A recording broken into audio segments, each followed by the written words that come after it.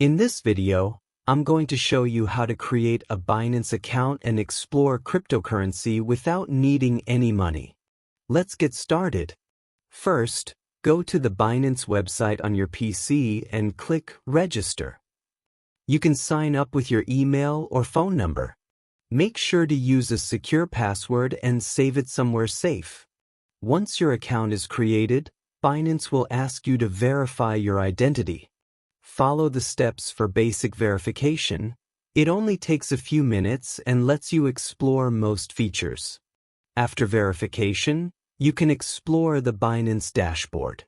You don't need to deposit money to see your wallets, the market prices, or explore different cryptocurrencies. Click on Markets to check all the coins available. You can even use the Trade tab to practice with demo or simulated trades without risking real money if you enable the testnet option. Binance also has a feature called Binance Earn, Futures Testnet, and Learn and Earn programs. You can try them to learn how crypto works and earn small rewards without depositing your own money. Finally, make sure to enable 2FA, Google Authenticator, or SMS verification to keep your account secure. This is important for anyone using Binance, even if you're just exploring.